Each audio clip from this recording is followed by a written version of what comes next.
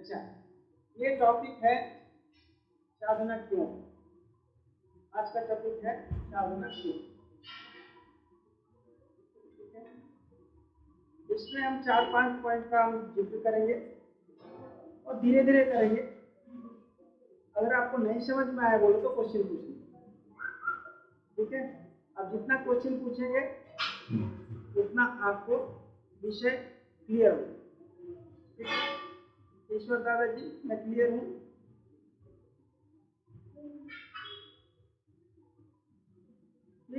पहला पॉइंट यह है कि साधना क्यों करना चाहिए। किसी को पता है क्यों करना चाहिए? कौन बताएगा साधना क्यों करना चाहिए? हनुमंत वाला इनको भी साधना चाहिए ना, नहीं ना? चपड़ी बोलिए, बोलिए, बोलिए। हाँ, मन का विकास करने के लिए साधना करनी चाहिए। साधना क्यों करना चाहिए दादाजी? देखिए, मन की विकास है, मन की शांति है। और कोई कुछ बोलना चाह रहा है? इनका पॉइंट को हटा करके परमात्मा को प्राप्ति करने के लिए लोग बोलते हैं, लेकिन बाबा एक बहुत विशेष पॉइंट बता रहे हैं। इस पॉइंट को आपको जानना जरूरी है, इसलिए ये पॉइंट को लाया। बाबा का कहना है ये सृष्टि में जो कुछ भी आया है परमात्मा से ही आया है। हम लोग सब परमात्मा से आए हैं, ये क्लियर है कि नहीं? परमात्मा क्या है? अनंत है। परमात्मा अनंत है, इसलिए वो जिसको निर्माण किए हैं उनके अंदर अनंत शक्ति दिए हैं। क्लियर हुआ कि नहीं? वो अनंत है, हमको भी उन्होंने अनंत शक्ति दे करके निर्माण किया। वो अनंत शक्ति कहाँ है? वो बीज रूप में कुंडलिनी में।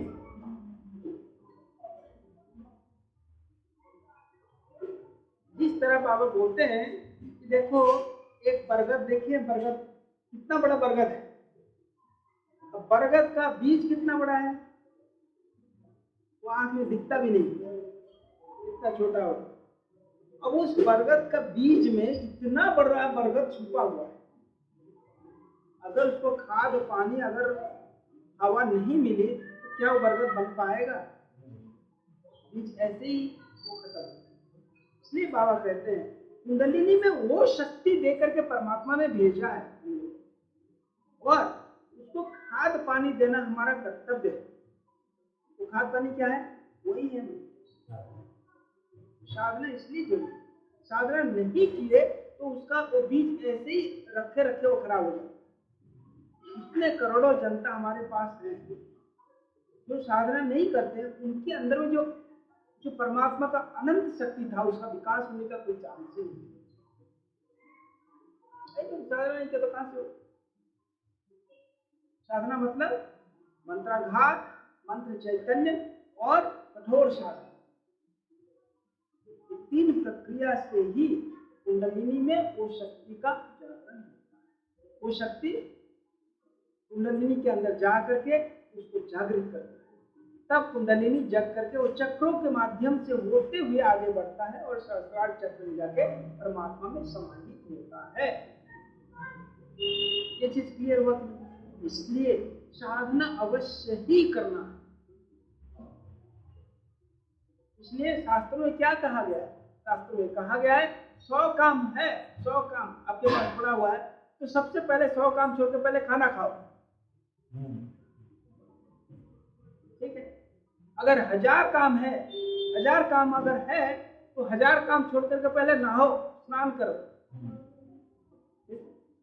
अगर 10,000 मतलब लाख काम है, लाख काम है तो उसको छोड़ करके जनसेवा करो। और लास्ट में बोलते अगर कोटि काम है, करोड़ों काम है, छोड़ करके पहले गुरु ध्यान करो। पहले साल को करोड़ों में पहला काम क्या करना? साधना। दूसरा नंबर क्या करना? खाना सेवा करना। तीसरा नंबर क्या करना? स्नान करना। चौथा नंबर में खाना खाना, उसके बाद सोना। समझ में आया? इसलिए बाबा कितना सीरियसली इस पॉइंट को बोले, इतना बारीकी से इस पॉइंट को बता रहे हैं कि साधना क्यों करना चाहिए। कि कुंडलिनी का वो शक्ति कहाँ है?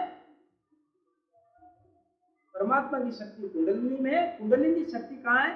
मूलाधार में सोया हुआ है। और आम आदमी का वो सोए सोए ही मर जाता, कभी जगता ही नहीं, वो चांस नहीं देता। हम लोग कितना सौभाग्यशाली हैं कि बाबा ने हम लोग को ला करके यहाँ कितनी शक्ति संपाद किया है। आध्यात्मिक साधना का स्पंदन किया है, स्पंदन तरंगायित किया है। कैसे करते मालूम? गुरु क्या करते? वो सीधे अब कुंडलिनी में जाकर के मंत्राघात करके उसको जागृत करते। इसलिए आनंद मार्ग के जितने साधक हैं वो क्या है? जागृत कुंडलिनी। उनकी कुंडलिनी जागृत। बाकी लोगों का है कि नहीं मैं कह नहीं सकता हूँ, क्योंकि मुझे उसकी जानकारी नहीं। लेकिन आनंद मार्ग की साधना को हम विशेष रूप से कह सकते हैं दीक्षा दान। आचार्य जब दीक्षा दान देते हैं, गुरु को स्मरण करके उस दीक्षा को दिया जाता है, उसी समय में होता क्या है कि मंत्र के द्वारा उनका कुंडलिनी का जागरण। कुंडलिनी जागने का मतलब है वो आदमी बैठ ही नहीं सकता, उसको कुछ ना कुछ करना ही है। कुछ ना कुछ करेगा जरूर परमात्मा के पास पहुंचेगा। ये पहला पॉइंट क्लियर हुआ कि साधना क्यों करना चाहिए। अगर नहीं अगर आपको कोई प्रश्न है पूछ सकते हैं, तो फिर मैं दूसरे पॉइंट में चलूँ। हनुमंत अन्ना चपली दूसरा అవన్నీ ముందుగా ఏమన్నారు, ఏం కొడుకులు ఉంటాయి ఒకటి అక్కడ 2 రోజులు మంచి అవుతుంది కదా। ठीक है मधुमंगल जी, कुछ आपको पूछना है? अजय तो बता दिया वो जो कुंडलिनी शक्ति के रूप में परमात्मा ने हमको अनंत शक्ति का प्रदान किया है। उस अनंत शक्ति का विकास होना अति आवश्यक। बिना विकास का भी जीव रह सकता है, लेकिन उसको परमात्मा का वो प्यार, परमात्मा का उनकी जो कृपा वो मिलना मुश्किल इसलिए है क्योंकि उन्होंने इस लाइफ में कोई काम किया ही नहीं है। ठीक है, इसलिए हमें क्या करना होगा? यही करना होगा, को जागृत करने के लिए साधना करना होगा। इसलिए अब देखिए दूसरा पॉइंट ये बोलते हैं बाबा, क्लियरली लिखते हैं, मनुष्य के जीवन में दुखों का पहाड़ है, छोटा मोटा नहीं, हिमालय जैसे भी बड़ा पहाड़। तो आदमी के जीवन में इतना दुख है, भौतिक दुख, मानसिक दुख और आध्यात्मिक दुख, 3 पहाड़। तो इतने दुखों को पहाड़ को झेल, उसको इस दुखों के पहाड़ को हटाने का व्यवस्था क्या है? ईश्वर की। सारी बीमारियों का एक ही दवाई, कौन सा दवाई? साधना। कितना सरल बाबा ने कर दिया। इससे सरल और क्या हो? हर बीमारी का एक ही दवाई, क्या दवाई है? साधना। इतना क्लियर ही बाबा। और दुखों का पहाड़ है, वो पहाड़ कोई काम का नहीं है। क्यों? साधना करेगा। लेकिन बाबा क्या बोलते पता है? बाबा बोलते हैं इसलिए किसी भी हालत में साधना कभी भी नहीं छोड़ोगे, एक बार भी मिस नहीं करोगे।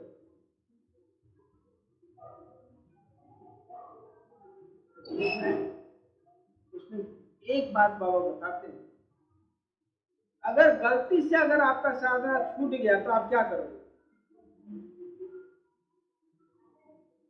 मान लो गलती से किसी कारण से आप साधना नहीं कर पाए तो क्या होगा? कुछ तो होना चाहिए ना, कुछ तो करोगे ना कि नहीं? क्या करेंगे आप?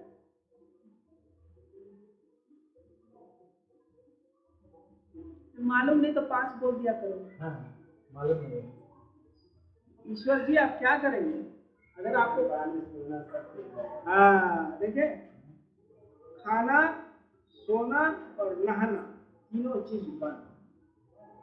बाबा सीधा लिखते हैं, अगर आपकी साधना नहीं हुई, अगर आप साधना अगर किसी कारण से नहीं कर पाए तो आपका भोजन करना, स्नान करना और सोने का आपको अधिकार नहीं है। सीधा स्ट्रॉन्ग सेंटेंस बाबा लिखते हैं। इससे स्ट्रॉन्ग सेंटेंस क्या हो? सीधी सी बात बाबा लिखते हैं। मेरे पास वर्ड्स है बाबा का, मैं पढ़ा दूंगा आपको। बाबा लिखते हैं, अगर किसी कारण से अगर आपकी साधना छूट गया, किसी भी कारण से XYZ, तो आपको भोजन करने का, सोने का और नहाने का अधिकार नहीं। आज हमारा छूट गया दादा, पानी नहीं मिला नहाने को। पानी नहीं मिला, नहाने को छूट गया वो चलेगा, लेकिन साधना नहीं छूटा है ना।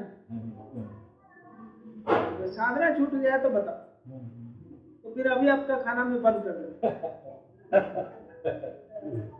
अनुमान तो है ना, देख लेना। ठीक है, क्लियर? ये दूसरा पॉइंट की नहीं हुआ? तीन हो गया ना, पूरा क्लियर हुआ ना? तो इसलिए बाबा हमारे सन्यासियों के लिए क्या नियम दिया पता है? नो साधना नो मील। नो साधना सबके लिए, वही तो बोल रहे, सन्यासियों के लिए विशेष, मार्गियों के लिए नहीं है ना वो, सबके लिए। मार्गियों के लिए जनरल उसमें नहीं दिया। LFT नहीं दादा, ये जो है ना आपका पंचदशील में, जीवन में क्लास में बाबा दिए हैं, पंचदशील में है नहीं, जीवन में क्लास, जीवन में क्लास में बाबा दिया हुआ है, नहीं है तो दिया हुआ, ठीक, बस सबके लिए, सबके लिए। ठीक है, ओके, क्लियर? देखो भाई, सीधी बात, जिस दिन साधना छूट गया उस दिन खाना नहीं। हमारे यहाँ यही है, यही है। आपको पता है हमारे सन्यासियों का क्या नियम है? जिस दिन पंचजन्य छूट गया, breakfast, no breakfast, no breakfast. आप पंचजन्य का भूल गए या सो गए, कुछ भी किए, अगर आपका पंचजन्य गया, नो ब्रेकफास्ट, पाइए। इसलिए साधना के प्रति स्ट्रिक्टनेस या कठोरता नहीं आएगा, तब तक आपका आगे बढ़ना मुश्किल है। तो दूसरी नंबर पॉइंट क्लियर हुआ नहीं? पहला पॉइंट क्लियर, साधना क्यों करना चाहिए? क्योंकि कुंडलिनी शक्ति को जागृत करना। दूसरा, साधना हर तरह का जो परेशानी है, मनुष्य जीवन का परेशानियों का एकमात्र उपाय है, एकमात्र निदान है। कोई परेशानी आए, ठीक है? ये दूसरा पॉइंट जाओ। अब मैं तीसरा पॉइंट बताऊं।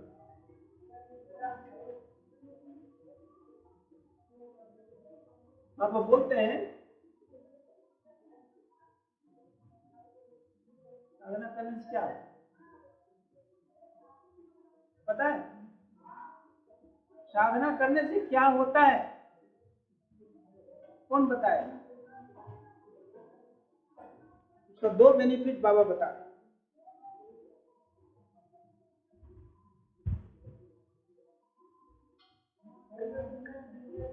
ठीक है, पहला बेनिफिट बहुत इंपॉर्टेंट बेनिफिट बाबा, बहुत ही मार्केबल है।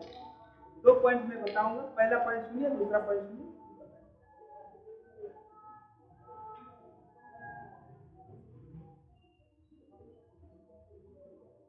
देखिए, पहला पॉइंट बताते हैं कि ये मन को शांत करता है। मन को पहले क्या करेगा? शांत, मतलब शांति प्रदान करेगा। मन शांति, चंचल मन को शांत करेगा। ठीक है, और जितने नर्व्स हैं, नर्व्स की गति को नियंत्रण करेगा। नियंत्रण मतलब समझ को बैलेंस करेगा। क्लियर? और तीसरा बोलते हैं आपका लाइफ लॉन्ग हो जाएगा, लंबा हो जाएगा, जीवन लंबा हो जाएगा, लॉन्जिविटी। बाबा बोलते हैं कि लेकिन उसके लिए दो चीज की आवश्यकता है। क्या क्या चीज की आवश्यकता है?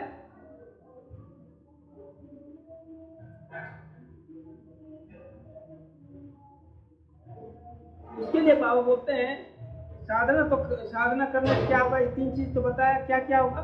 सर्वप्रथम मन शांत हो जाएगा, दूसरा बैलेंस हो जाएगा, नियंत्रण हो जाएगा, और थर्ड लंबा लाइफ लंबा। देखिए बाबा बोलते हैं इसमें दो काम और करना पड़ेगा। क्या क्या करना पड़ेगा? वर्चुअस डीड, पुण्य काम करना पड़ेगा, भलाई का काम करना होगा। ठीक है, भलाई का काम करना होगा। और दूसरा बोलता है कि प्योर थॉट, अपनी सोच को हमेशा पवित्र रखना होगा। पवित्र मतलब समझते हैं? किसी के बारे में बुरा नहीं सोचना, दुश्मन के बारे में भी नहीं। आपका कितना दुश्मन है? कोई एक तो है ना? रहते हैं। कितना है? बहुत है। कितना? बहुत है। 10,000, 1 करोड़? अंदर कितना दुश्मन रखे आप? पता नहीं चलता। गिने नहीं, कल गिन के बता दीजिए। ठीक है, आपका कितना दुश्मन है बाबू? एक भी नहीं कर पाया अभी तक। एक भी दुश्मन नहीं बना पाए तो क्या किए? ठीक, वेरी गुड, आई अप्रिशिएट। आप पास हो गए। ठीक है, दुश्मन कोई होता नहीं, दुश्मन हम बनाते हैं। दुश्मन कोई होता नहीं, इंसान होता है, दुश्मन नहीं होता। ठीक है, जो भी हो, 2 पॉइंट क्लियर हुआ कि हम हमेशा पुण्य काम करेंगे और अपने विचार को पवित्र रखेंगे, साफ रखेंगे, क्लियर रखेंगे। उस केस में क्या होगा कि लॉन्जिविटी बढ़ जाएगा, जीवन का जो जीने का जो समय है वो बढ़ जाएगा। बाबा बोलते हैं 90 साल के पहले मरोगे ही नहीं,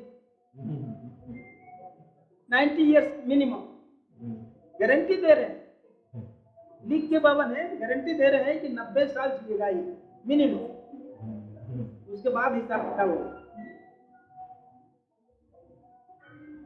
अनुमान तो आना ठीक है कि नहीं है? 90 इयर्स नहीं, और थोड़ा बढ़ाना है तो 180 है। हाँ जी, 180 है ना? 180 है। ठीक है, तो ये चीज बाबा बता रहे, ये पहला बेनिफिट।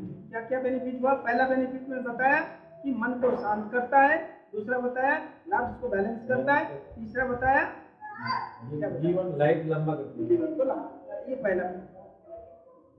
दूसरा एक बेनिफिट उससे भी तगड़ा बाबा बता, उससे भी इतना तगड़ा बेनिफिट आज तक मैं देखा ही नहीं। बाबा बोलते हैं उस आदमी का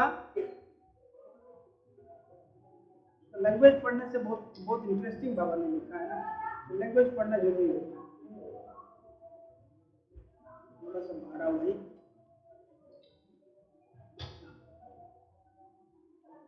ये देखो बाबा बोल रहे हैं,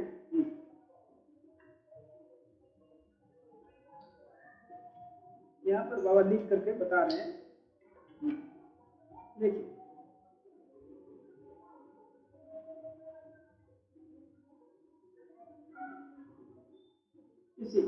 as long as you remember.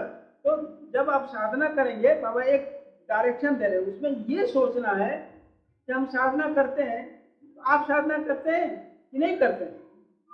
आप करते हैं कि नहीं करते? ईश्वर जी आप साधना करते हैं कि नहीं करते? आप करते हैं। कौन कौन साधना नहीं करते? हाथ उठाइए।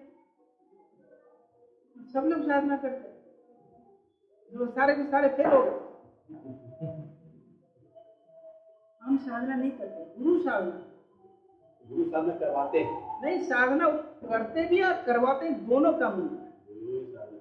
गुरु ही साधना करवाता है, गुरु ही साधना करता है। साधना में हमारा कुछ नहीं। हम क्या करते हैं, हम बैठ करके गुरु को देखने की कोशिश करते हैं, लेकिन हम कभी कभी बाबा दिखाई देते, कभी कभी नहीं दिखते, परेशान होते हैं कि बाबा आपने क्यों नहीं दिखाई दिया, आप मेरी साधना क्यों ठीक नहीं हुई। क्वेश्चन आता है ना। बाबा बोलते हैं तुम्हें खुश होना चाहिए कि तुम गुरु को देखो चाहे नहीं देखो, ये गुरु तुमको देख रहे हैं। अब साधना में बैठने से होता क्या है, गुरु हमको देख रहे हैं, ये सबसे बड़ा खुशी की बात है। आप समझिए, साधना में हम क्यों करें, गुरु को खुश करने के लिए। गुरु कब खुश होता है, जब वो देखते हैं कि तुम साधना में बैठ गए। वो आपका साधना हो रहा है कि किधर जा रहा है उसको मालूम है। क्यों, चाबी वही, ताला हमारे पास भले है लेकिन चाबी उसी के पास है ना। ताला का कोई कीमत नहीं, इसका कीमत है चाबी, ठीक है। तो जब बाबा ये बता रहे हैं, क्या बता रहे हैं, जब तुम साधना करते हो ये भावना लेके कि गुरु मेरे खुश हो रहे, गुरु मुझे देख रहे, तो क्या होगा, सबसे पहले ये काम होगा कि आपसे कोई गलती होगा ही, कभी कोई गलती नहीं, never, you cannot do anything wrong. सबसे पहला काम, जब आप सोच रहे कि मैं साधना कर रहा हूं, गुरु मुझे देख रहे हैं, गुरु देख करके मुझसे खुश हो रहे हैं, तो आपसे कभी कोई गलती होगा ही नहीं। फर्स्ट ऑफ, ठीक है। दूसरा पॉइंट क्या है, दूसरा पॉइंट बाबा बता रहे हैं, as long as you remember that Param Purush is watching, no power in the universe can oppose or harm you। कितना बड़ा सेंटेंस बाबा, कोई भी शक्ति इस दुनिया में आपका विरोध नहीं कर सकता है, आपका कोई नुकसान भी नहीं कर सकता है। कोई भी शक्ति, कितनी बड़ी शक्ति दुनिया में क्यों ना हो, ना वो आपका विरोध करेगा, ना ही आपका कोई नुकसान करेगा। Not oppose, not harm, oppose भी नहीं करेगा क्या। आप सोचिए कितनी बड़ी शक्ति है, ये समझ में आया। इसके बाद और चीज बाबा लिखते हैं, नेक्स्ट पॉइंट बाबा उसी में ही लिख रहे हैं, क्या बोलते हैं, देखो, moreover each and every entity from the supreme creator of the universe to a single blade of grass will cooperate fully with you. कितना बड़ा बात है, विश्व ब्रह्मांड में बड़े से लेकर छोटे तक सब कोई आपको कोऑपरेट करेंगे, आपको मदद करेंगे करने के लिए, कोई विरोध नहीं कर सकता है, कोई नुकसान नहीं कर सकता है ना। As long as you remember that Param Purush is watching you, no power in this universe can oppose or harm you. ये पहला सेंटेंस क्लियर है, ओके। दुनिया में कोई ऐसी शक्ति नहीं जो आपको हरा दे, ना विरोध करेगा ना नुकसान करेगा, कुछ भी नहीं कर सकता, विरोध भी नहीं कर सकता, नुकसान तो दूर की बात, ठीक है। ऊपर से बोलते हैं कि समस्त इस दुनिया में जो कुछ भी है, बड़े से लेकर छोटे तक, हाथी से लेकर चींटी तक, सब कोई आपको आपके काम में मदद करने के लिए मजबूर है, करेंगे ही, आपको मदद करेंगे, हमेशा मदद करेंगे। ये साधना की वो शक्ति। हम परेशानी आता है तो हम साधना छोड़ करके जा करके वो परेशानी को ठीक करने जाते हैं। बाबा बोलते परेशानी को छोड़ करके तुम साधना करो, परेशानी अपने आप। एक बार पटना में बाबा जेल में थे और बाबा का एक ये कहानी केशवानंदा बोलते थे।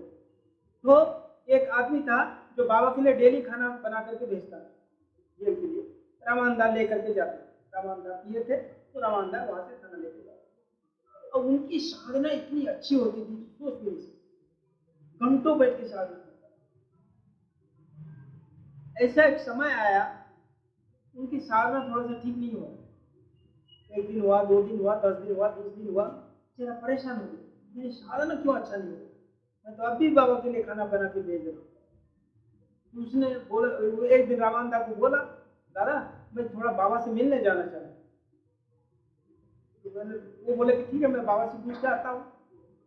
बाबा से पूछने के लिए गए, बाबा बोले बाबा वो खाना बनाने वाला आपसे मिलना चाहता है। बाबा ने बोला पूछो उसको क्यों मिलना चाहता है। तो रामान दादा आके बोले भाई बताओ क्यों तुम मिलना चाहते हो। नहीं मैं बाबा को बताऊंगा। नहीं बाबा ने कहा है तुम बताओगे तभी जाके तुमको परमिशन मिलेगा। तो बोला कि मेरा साधना ठीक नहीं हो रहा है। रामान दादा गए उनको बाबा को बताया उसकी साधना कैसे अच्छा हो। उसका बेटा का नौकरी नहीं, 3 बेटा है, तीनों का कोई नौकरी नहीं। घर से सब लोग प्रेशर डाल रहे हैं कि नौकरी के लिए कुछ करो, कुछ नेता लोगों से जाके मिलो, तब जाकर के तुम्हारे बेटा को नौकरी मिलेगी। इसीलिए वो सब काम धंधा छोड़कर नेताओं के पीछे घूम रहा है। उसका साधना कैसे अच्छा है। उसको बोलो वो नेताओं का चक्कर छोड़े बैठ के साधना। और वो नेताओं का चक्कर छोड़ दिया, बैठ के अपना साधना करने लगा। और 1 महीने के अंदर में 2 बेटों को नौकरी लग गई, तीसरा बाकी था वो बाद में लग गया।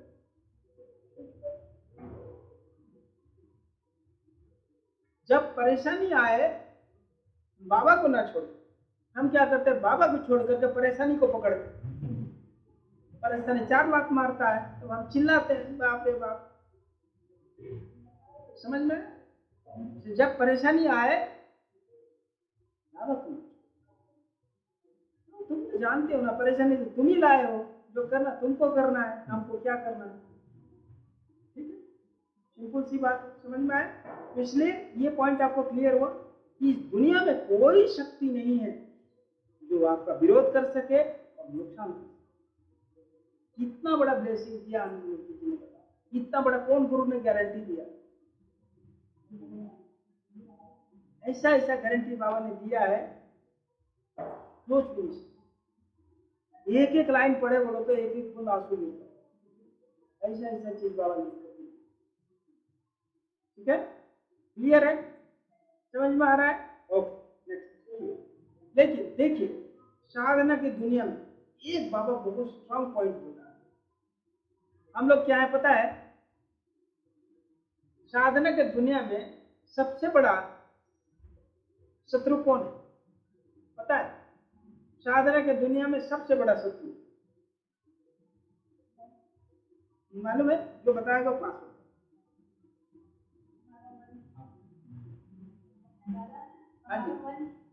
मन तो साधना कर रहा है लेकिन इसका सबसे बड़ा दुश्मन कौन है मालूम है। जोर से बोलिए दादा।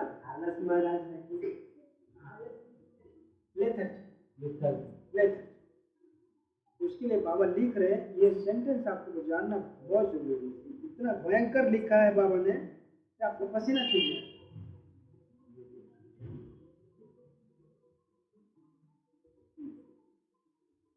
देखिए बाबा क्या बोलते हैं इस चीज को, इस पॉइंट को समझ जाएंगे तो आपको मजा आए। बाबा लिखते हैं there are 2 major obstacles on the path of knowledge, lethargy and vanity. ज्ञान के रास्ता में 2 दुश्मन हैं, एक आलस्य और एक अहंकार। Okay, lethargy and vanity, right. A vain person remains far away from Parama Purush। देखिए यहाँ से बाबा ये देखिए ये लाइन से आपको बहुत डीप लाइन से इसको जरा सा ध्यान से सुनिए। Of all the different types of lethargy, जितने तरह का लेथर्जी है, spiritual lethargy is the worst. सबसे जो घटिया है वो क्या है, स्पिरिचुअल लेथर्जी। आध्यात्मिक लेथर्जी जो है, आध्यात्मिक आलसी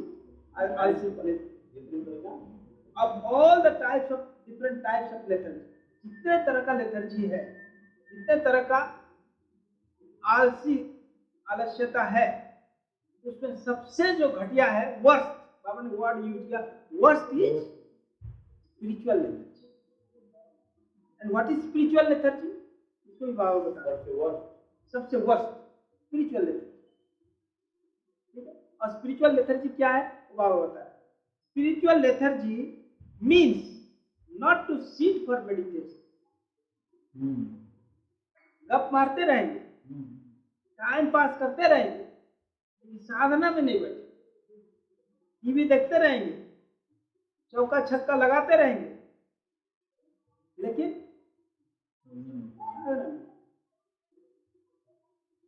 ठीक है, this is called spiritual lethargy. Spiritual lethargy means not to sit for meditation regularly.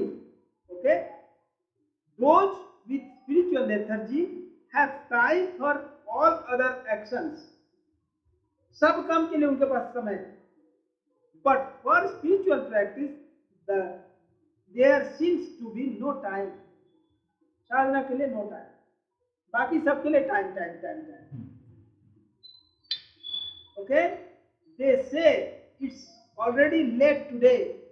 वो लोग बोलते हैं आज तो देरी हो गया है, तो कल कर लेंगे। स्पिरिचुअल लेते हैं, आज तो देरी हो गया था, तो आज खाना खा लेते हैं, कल कर। ठीक है, यही बाबा लिखते हैं। They say it's already late today. I will do short meditation right now and devote more time to sadhana tomorrow. आज तो देर हो गया, आज थोड़ा सा शॉर्टकट मार देते हैं, बाकी कल करेंगे। Okay, they sit attentively inside the cinema hall. Cinema hall में आराम से बैठे रहेंगे, घंटों देखते रहेंगे। बट इन धर्म साधना they feel sleepy. ये बात समझ में आया? सिनेमा हॉल में पिक्चर देखना हो तो घंटों देखते रहेंगे, लेकिन साधना में बैठेंगे तो सोए।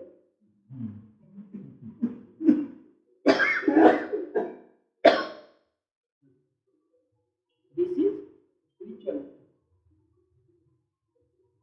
ये क्लियर? तो ये बात समझ में आया? नहीं है। आमतौर पर ये बहुत देखा जाता है, और हम लोग भी इसमें ग्रसित, हम लोग भी इसमें कोई कम नहीं। बाकी टाइम के लिए, हर चीज के लिए हम टाइम निकालेंगे। ठीक है, दोस्त से मिलना हो, पार्टी में जाना हो, है ना, सबके लिए हमारे पास टाइम। लेकिन जहां तक साधना में बैठेंगे तो सोना चालू है। देखिए कि नहीं, बहुत सारे लोग गियर बदल बदल के साधना करते हैं। देखिए कि नहीं, गियर बदलना। ठीक है, गियर बदलना साधना आपने देखा है? फ्रंट गियर, कभी कभी बैक गियर, देखे कि नहीं, हर तरह का गियर। ठीक है, सिग्नल डाउन, कुछ लोग का सिग्नल डाउन है, वो गाड़ी आकर सब जाते रहे। ये साधना के साथ धोखा ना करें। इसलिए बाबा ने क्या इंस्ट्रक्शन दिया है वो जानना जरूरी है। बाबा कहते हैं, बाबा बोलते हैं, साधना में बैठ करके जो पोजीशन चेंज करते हैं बार बार, ये देखिए बाबा ने ये पॉइंट बताया। The agitation of the body causes the agitation of the प्राण। ये समझ में आया? एजिटेशन मतलब होता है जैसे ही आप बॉडी को थोड़ा भी हिलाते हैं, पोजीशन बदलते हैं, तो प्राण को भी वैसे ही हिलाता है। अपनी जो प्राण वायु है, 10 वायु, प्राण मतलब होता है 10 वायु, वाइटल एनर्जी पूरे शरीर में जाता है। जैसे ही शरीर हिलता है वैसे ही हमारा सारे अंग प्रत्यंग हिलना चाहिए, प्राण वायु वो हिल जाता है। उससे होता क्या है? That is why all concentrative practices should be performed in a quiet posture, so that the practices of pranayama and dhyana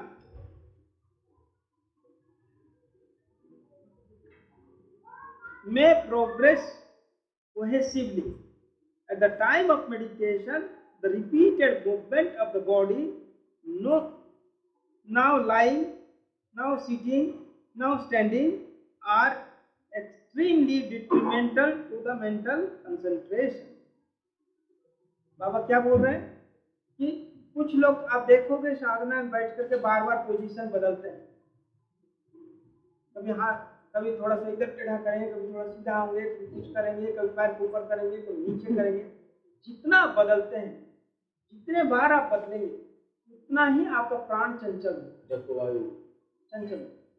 और वो बाबा बोलते हैं ध्यान और प्राणायाम के लिए सबसे ज्यादा नुकसानदायक है, डिट्रीमेंटल। इसलिए साधना में बैठने का मतलब है कि पोजीशन सीधा रखो। अब 10 मिनट भी साधना करो, लेकिन करो तो ढंग से करो, या ना करो तो कोई बात नहीं। इससे अच्छा, बहुत अच्छा है कि ना करो, करो। ये हुआ। अब नहीं बना रहे हो घर तो ठीक है, घर अगर टेढ़ा मेढ़ा बना है क्या, ना आप खुश होंगे ना आप उसमें रहने वाला कोई खुश। बनाओ तो अच्छा बनाओ, ना बना तो ना बनाओ, ठीक। टेढ़ा मेढ़ा घर से ना बनाना घर ही अच्छा। टेढ़ा मेढ़ा साधना करने से अच्छा है साधना ना करना ही ठीक। अब क्लियरली बोलो। इसलिए साधना में पोजीशन, नो पोजीशन चेंज। इसलिए आप अपना मच्छर काटेगा ही तो श्योर है, तो आप मच्छर मारोगे ही वो भी श्योर है। जब ये आप जानते हो कि मच्छर काटने वाला है, मच्छर हमको मच्छर मारने से हमारा पोजीशन बदलेगा ही, क्यों नहीं उसका व्यवस्था करें, पहले से मच्छरदानी लगा दो, या उस टाइम में साधना करो जिस टाइम मच्छर आता ही नहीं। मच्छर पंचजन्य के टाइम में आता है, धर्मचक्र के टाइम में आता है, बाकी टाइम नहीं आता। पता है कि नहीं, सुबह शाम 2 टाइम में ही काटता है, ठीक। पंचजन्य के टाइम में उनका भी पंचजन्य होता है। बोले ना कभी समय अगर मिलेगा तो 10 मिनट में एटलीस्ट साधना करना, तो ऐसे ही अगर 10 मिनट समय में शुद्धि करने में 10-15 मिनट चले जाते हैं, तो उस समय अगर टाइम कम समय है उस समय कैसे? ठीक है, मेरी अभी कुछ पॉइंट पर हम आ नहीं रहे। मेरा कहना है कि 10 मिनट साधना करोगे, 10 मिनट ऐसे ऐसे करके साधना करने से अच्छा है कि साधना मत करो, यानी तुम सीधा बैठो, या तो सीधा बैठो, सीधा। उस पॉइंट का डिस्कशन है, आपका क्वेश्चन का जवाब बाद में देते, लेकिन ये जो क्वेश्चन जो डिस्कशन कर रहे हो वो समझ में आया कि नहीं आया? या तो आप साधना करो तो स्ट्रिक्टली और सीरियसली साधना करो, प्रॉपर प्रोसीजर से, प्रॉपर तरीके से, या तो छोड़ो मत, खाओ पियो आराम से सो जाओ, भी ठीक। जब करो तो स्ट्रांगली करो, ठीक से करो। ओके, ये क्लियर हुआ नहीं हो? लेकिन करना ही है, बाबा बोलते हैं कि करना ही है, छोड़ना नहीं है, हमें साधना करना ही है। नहीं तो बाबा ने आगे भी बोल दिया, साधना अगर छूट गया, खाना, सोना और नहाना तीनों बंद। ठीक है, तो ये पॉइंट क्लियर हुआ दादाजी, पूरा क्लियर है ना? इसलिए बाबा क्या बोलते हैं कि अगर आपका पोजीशन बदलता है तो क्यों, बाबा ने क्या बताया, प्राण वायु चंचल हुआ, ये तो बता दिया ना। अब प्राण वायु अगर चंचल हुआ इसका मतलब है कि प्राणायाम होगा ही नहीं, क्योंकि प्राण वायु चंचल, प्राणायाम नहीं होगा। अगर प्राणायाम अगर ढंग से नहीं हुआ तो ध्यान लेसन होगा ही नहीं। तो फिर आप बैठ करके बाबा को गाली दोगे, मैं इतना देर से बैठा हूँ, तुम ध्यान में आते ही नहीं हो। उन्होंने तो लिख दिया है भाई तुमको क्या करना है। अगर हम अगर अपना ड्यूटी से करेंगे नहीं और उनको दोष देते रहेंगे, हे परमात्मा तुम कितना निष्ठुर हो, अरे वो तो दयालु है, कृपालु है, सब आलू है वो, फिर भी हमको क्या परेशानी है, बता। क्लियर है ना? ये क्लियर है? Next point. तो हम जब भी साधना करें, बाबा एक और जगह में लिखते हैं कि पशु से साधना हो नहीं सकता। क्यों नहीं हो सकता? सीधा नहीं है। बिल्कुल सही। इसलिए साधना में जब बैठो तो सीधा रीढ़ की हड्डी को रखो, रीढ़ की हड्डी को सीधा रखो। लेकिन क्यों बैठना है? कारण इसलिए है कि 9 चक्र पूरा क्लियर एक लाइन में रहेगा, तभी कुंडलिनी को सहायता होता है ऊपर उठने। ठीक है, अगर सीधा नहीं है, देखिए अभी आप सोचो कि मैं सीधा बैठा हूं कि नहीं बैठा हूं, बताओ। बैठा हूं ना? नहीं बैठा, अभी सीधा बैठा। थोड़ा सा भी लूज हुआ तो सीधा नहीं। एक भी अगर नंबर बदल गया आपका, क्या बोलते हैं, एटीएम का नंबर, पैसा नहीं निकले। थोड़ा सा भी गड़बड़ होने से पैसा नहीं निकले। उसी तरह से थोड़ा सा भी चक्र में अगर थोड़ा सा गड़बड़ी हुआ वहां से ध्यान लेशन नहीं होगा। इसलिए सीधा है तो सीधा। 180 मीन्स 180, 179 से काम नहीं चले। ठीक है, इसलिए जब साधना करें तो स्ट्रिक्टली, और इसलिए मैंने पिछले बार भी कहा था, साधना क्या है, अपने साथ लड़ाई कर, अपने आपके साथ साथ कोई दूसरा आदमी नहीं। वो इतना साधना करे, वो सो रहा है तो हम भी थोड़ा सो जाएंगे, वो खा रहा है तो हमको भी भूख लग गया, अभी खा ले। साधना मार्ग में अकेले चलना, करना है तो करना, नहीं करना तो नहीं करना। ओके, नेक्स्ट ये पॉइंट मैंने क्लियर कर दिया। अब देखिए उसी तरह बाबा एक पॉइंट साधना में सीधा बैठने के लिए कह दिया, और साधना में ये तो बात हो गई। अब रही साधना में अब मन की बात की बाबा बाबा बोलते हैं आप साधना में बैठ गए, आप साधना में बैठ गए, ओके, सीधा होकर के बैठ गए। अब क्या कर रहे हैं? Suppose someone is sitting in meditation for 1 hour 2 hours, 1 घंटा 2 घंटा से बैठा है सीधा हो, ठीक है, लेकिन सोच रहा है आलतू फालतू, तो क्या हो? बैठा तो सीधा है, उसमें कोई तकलीफ नहीं, लेकिन सोच में जो नहीं सोचना चाहिए वो सोच रहा, तो क्या हो? बाबा लिखते suppose someone is sitting in meditation for 1 or 2 hours and thinking all sorts of undesirable thoughts, okay, this is worse than not doing sadhana at all. इससे अच्छा साधना ना करना ही अच्छा है। बैठ करके आलतू फालतू सोचने से उससे अच्छा है साधना मत करो, ठीक है? Because in this way the sadhaka's mind becomes even more degraded. इससे क्या होता है? साधक का मन और ज्यादा नीचे गिर जाता है। साधना नहीं करने से जितना गिरता है, साधना में बैठ करके उल्टा पुल्टा सोचने से उससे भी नीचे जाते हैं, ठीक है? उसके बाद बाबा बोलते हैं there is a local proverb, है ना, साधना करने से आज तो साधना न करने से मन जितना नीचे गिरता है, बाहरी दुनिया की बात सोचता है, इससे मन बहुत नीचे गिरता है, बहुत ही ज्यादा नीचे गिरता है। साधना न करने से जितना मन गिरता है, साधना में बैठ कर उल्टा पुल्टा चिंतन करने से उससे ही नीचे गिरता, ठीक है? तो बाबा बोलते क्या है? बाबा ने कहा गैल भैंस पानी में खूटा सही, भैंस तो गया साथ में रस्सी भी गया और खूटा भी गया। समझ में आया? पूरे सफाचर। इसलिए साधना करना जितना आसान, जितना इजी हम समझते हैं उतना आसान नहीं। ये तंत्र साधना, और तंत्र साधना में माफी नाम का कोई चीज नहीं होता, ठीक है? अब जो करोगे उसका परिणाम भोगना है, उसका संस्कार बनेगा ही।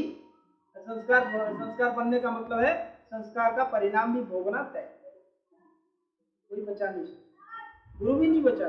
गुरु बोलता है तुम उसी को भोगो, भोगने से ही तुम्हारा फायदा है।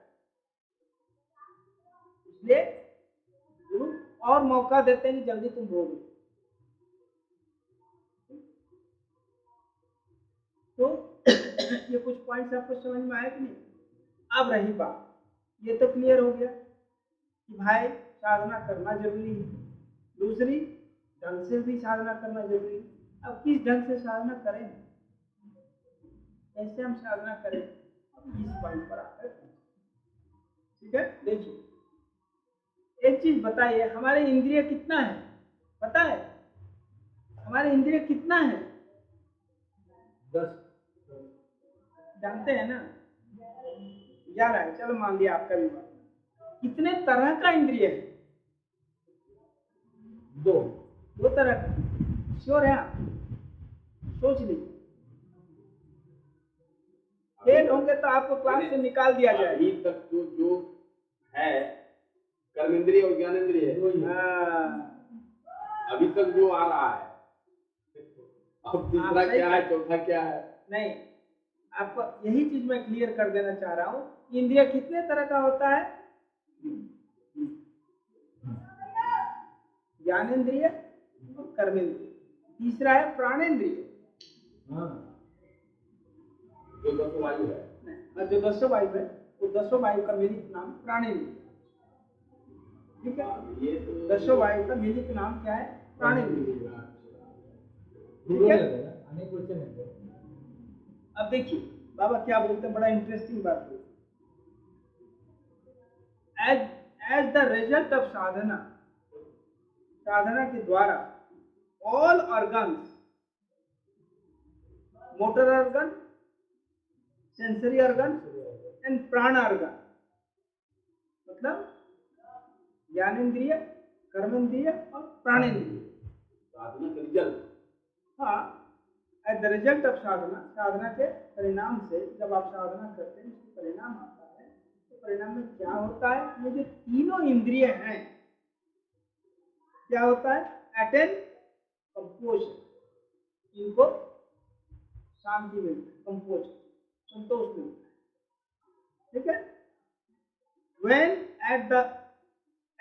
when all the organs attain steadiness and composure and are absorbed in the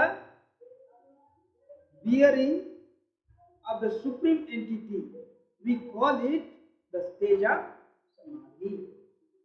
साधना करने का परिणाम, हाँ, ये तीनों में संतोष होता है। परिणाम है, परिणाम में तीनों इंद्रिय संतोष लाभ तीनों में इंद्रिय संतोष लाभ करता है या उसमें संतुलन सामंजस्य? सेम चीज, वही चीज आप जो बोल रहे, सेम चीज, संतुलन या सामंजस्य बराबर हो। ठीक है, कंपोजर बाबा ने वर्ड यूज किया है। तब ये जब देखिए होता क्या है, ये तीनों इंद्रिय बहुत चंचल है, ये तो मालूम है कि नहीं मालूम? ज्ञानेंद्रिय भी कम नहीं है, कर्मेंद्रिय भी उससे कम नहीं है, प्राणेंद्रिय तो जानती है। तीनों इंद्रिय जो है ना कभी भी शांत नहीं हुए, लेकिन लंबी साधना के द्वारा परिणाम स्वरूप होता क्या है कि इसमें स्टेडीनेस आता है। स्टेडीनेस समझते हैं? स्थिरता, चंचलता खत्म हो जाती है। ठीक है, इसमें क्या होता है? स्थिरता आता है। दूसरी चीज होता क्या है? कंपोजर आता है। कंपोजर मतलब बैलेंस या नियंत्रण, संतुलन बनता है। जी, तो ये दोनों कारण से, due to steadiness and composure of the 3 organs, ज्ञानेंद्रिय, कर्मेंद्रिय एंड प्राणेंद्रिय, वन अटेन्स समाधि। तीनों इंद्रियों का स्थिर हो जाना ही समाधि। आप ज्ञानेंद्रिय को, सॉरी कर्मेंद्रिय को आपने बांध दिया, साधना में बैठते ही आपने पद्मासन में बैठा क्या, कर्मेंद्रिय को आपने बांध दिया। ज्ञानेंद्रिय को भी बहुत हद तक बांध दिया, क्योंकि थोड़ा सा कान वाला छोड़ कर बाकी सबको आपने बांध दिया। ठीक है, लेकिन प्राणेंद्रिय जो धड़कन है, आप उसको क्या बांध सकते हो? धड़कन तो चल रहा है, दिल की धड़कन हो चाहे नस की धड़कन हो, वो धड़कन कौन करता है? प्राणेंद्रिय। प्राणेंद्रिय क्या करता है? उसको स्टेडी या उसको स्थिर करना इतना आसान बात नहीं है। इसलिए जब लंबी साधना करता है आदमी, वो भी धीरे धीरे शांत होना चालू है। जो प्राणायाम के लंबी अभ्यास से उसकी स्थिरता में परिवर्तन होता है।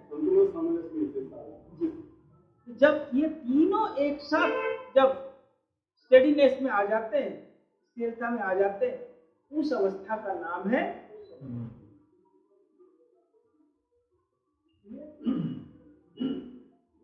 अब देखिए बाबा आगे क्या बोलते, without the attainment of steadiness समाधि इज इम्पॉसिबल। ये तीनों का संतुलन सामंजस्य के बिना, स्थिरता के बिना समाधि इम्पॉसिबल। समाधि बात साधना भी नहीं है। जी, आप सही कह रहे हैं। इन्होंने साधना हो नहीं सकती, ये बात ठीक है।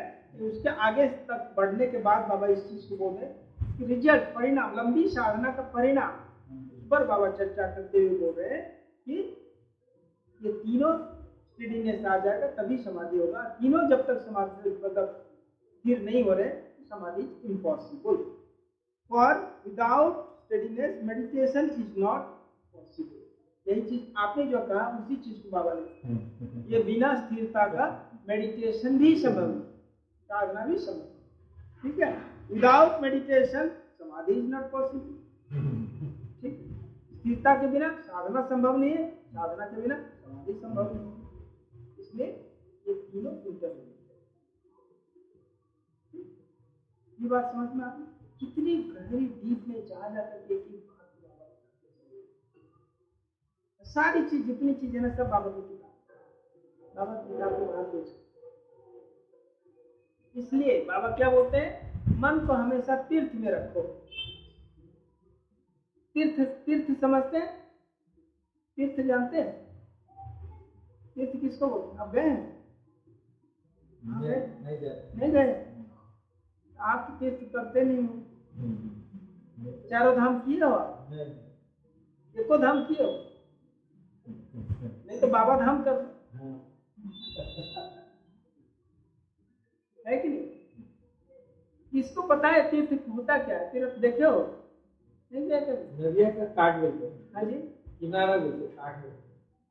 नदिया का तीर को, जो किनारा जो है जमीन उसको बोलते हैं जमीन। क्यों उसको तीर बोलते हैं? तीर क्या महत्व है उसका?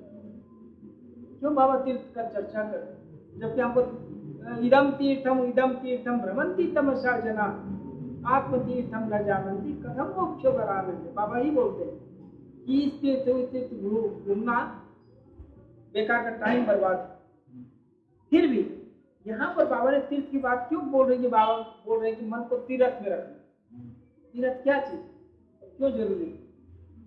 गिर जा सकते हैं, काट को नहीं गिरेंगे, गिर सकते, पानी में गिर सकते। पानी में गिरे तो मगरमच्छ नहीं खाएगा आपको, धोखा है, धोखा हो जाए।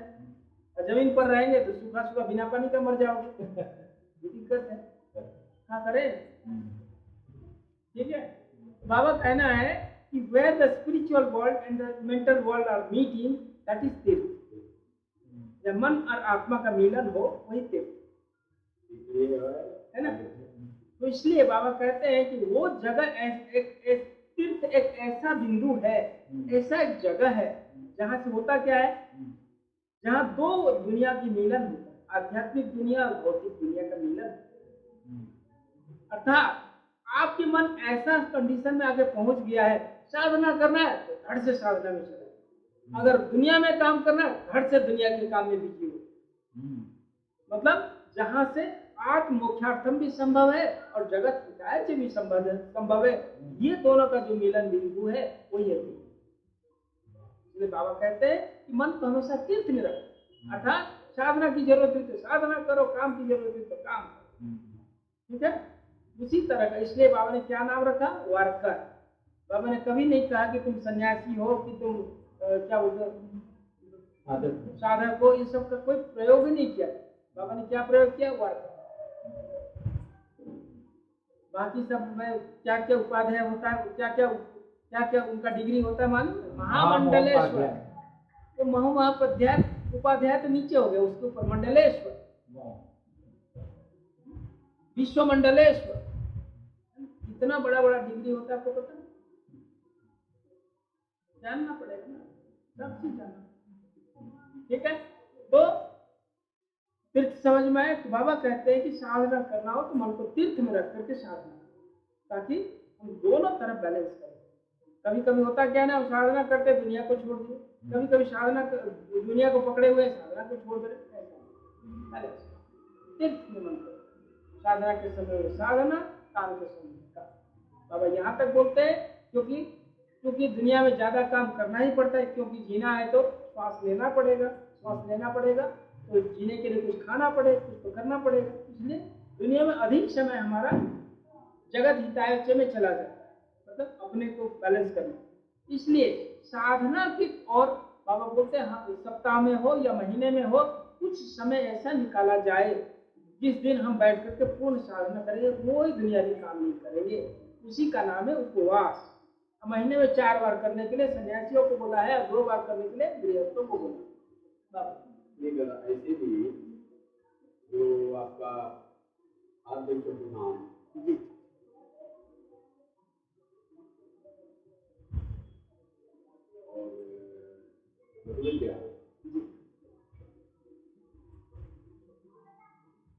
दोनों तो दिए हैं ना, साधना और दुनिया के बीच में कुछ समझ के लिए।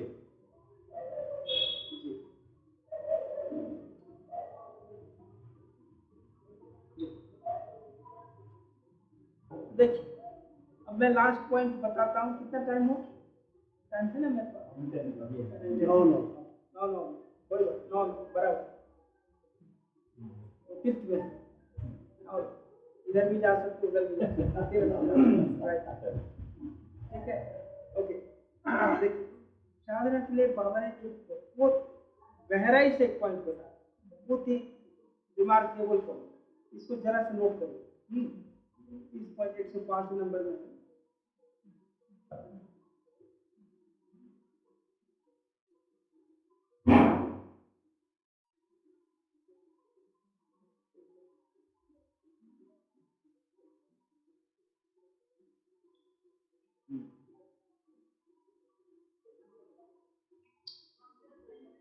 देखिए इतना सुंदर पॉइंट है, इसको जरा ध्यान। साधना के लिए हमें किस किस चीज की आवश्यकता है, उस पॉइंट पर बड़ा इंटरेस्टिंग पॉइंट बाबा होगा। पर ध्यान एंड जप, जप समझते हैं, मंत्र का जो जप किया जाता है, उसके लिए क्या क्या चीज बाबा? It is possible for one and all to reach this supreme stand. It needs only effort. परमात्मा के स्टेज तक पहुंचना आसान है, लेकिन क्या क्या चीज की जरूरत है? Effort, sincerity, constant intuitional practice and a wee bit of the grace of परमात्मा। ये चार चीज की आवश्यकता है साधना मार्ग में आगे बढ़ने के लिए। चार चीज की आवश्यकता। पहला है एफर्ट, प्रयास, सतत प्रयास, निरंतर प्रयास। ये दूसरा सिंसियरिटी, लगन। ठीक है, लगे रहना। तीसरा constant intuitional practice. Constant intuitional practice का मतलब होता है साधना में रत रहना। कांस्टेंट, कभी किए कभी नहीं किए वैसे कांस्टेंट।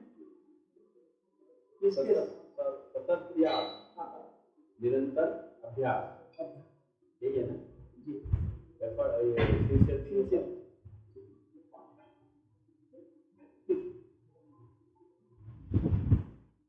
और लास्ट में बोलते हैं a wee bit of grace of Param Purush. परम पुरुष का कृपा का एक कण। वो तो हमारे A we beat of the grace of Paramahansa. We beat, when a drop. Everything you add is like, you are cooking so much of food, just you are putting a little salt to bring the taste. If you are adding every spices, but there is no salt, the food is not up to the mark. People may not like it. इसलिए नमक का दूसरा नाम भक्ति है। इसलिए जब नमक दिया करे तो भक्ति दिया करे, भक्ति भक्ति भक्ति चाहिए। ठीक है, तो वी बीट अ परम पुरुष grace. Effort, sincerity, constant institutional practice, लगातार साधना करते जाना, लगातार साधना का अभ्यास। Constant institutional practice, regular. And last, we beat the grace of Param Purush. We beat means little. Little means, it is of course little means small, but smaller than the small. It's called we beat. यानी थोड़ा सा गुरु का प्रेम, grace, थोड़ा भी गुरु का प्रयास grace मिल गया तो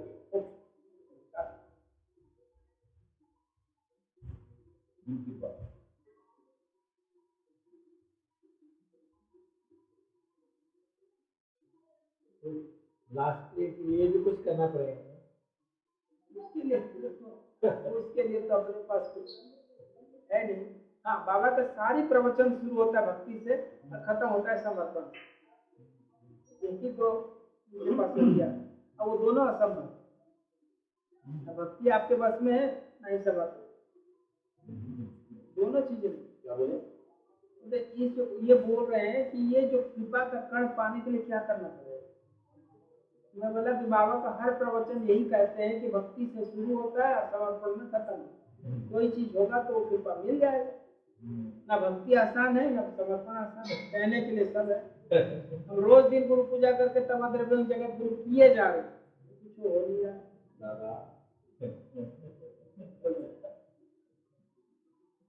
गुरु हमारे भीतर है। सूरदास ने कहा ना कि हाथ छुड़ाए जात हो केवल जानी के मोय, हृदय माही से जाओ तो बल को। अगर अपने गुरु के प्रति हमारा इस प्रकार की निष्ठा हो, हमारा गुरु हमारे हृदय में बैठा हुआ है, तो सब कुछ आपको मिलेगा। लेकिन वो भाव जब तक नहीं आएगा तब तक कुछ नहीं मिलेगा। रिपीट कीजिएगा।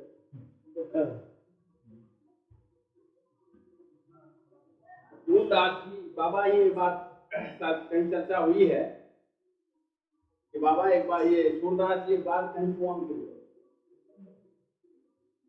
आगरा साइड में बाबा गए थे ना, आगरा धर्माश्रम में, तो बाबा गए थे घूमने के लिए।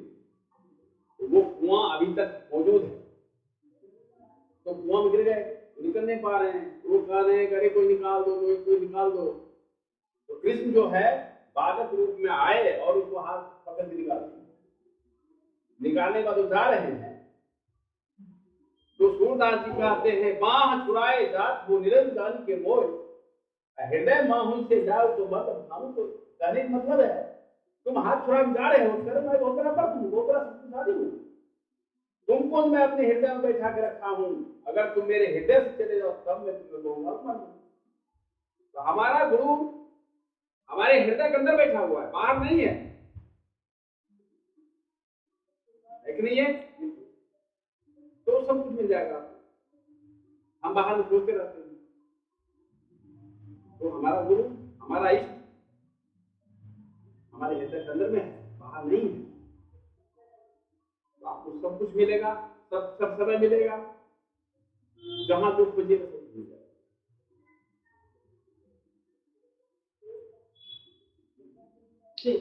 इसी पॉइंट पर बाबा एक चीज बोलते हैं बड़ी interesting, maybe this is the last point for today. बाबा बोलते हैं कि देखो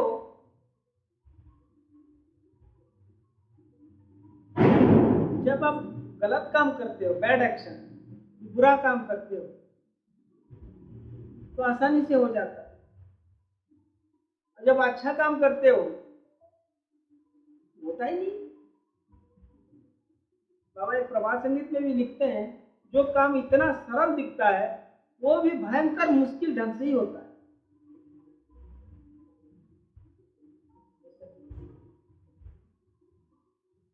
ऐसा क्यों पता है? जब गलत काम करो, बुरा काम करो आसानी से और अच्छा काम करो एड़ी चोटी एक करने से भी नहीं होता। ऐसा क्यों? बाबा बोलते हैं तो बड़ा सिंपल वे में बाबा एक जवाब देते हैं कि देखो बुरा काम करने के लिए नहीं, अच्छा काम करने के लिए क्या होता है कि आपको दो चीज की आवश्यकता हो। अच्छा काम तो क्या चीज की आवश्यकता होता है कि पहला चीज कि आपको चाहिए मोरल करेज, नैतिक साहस,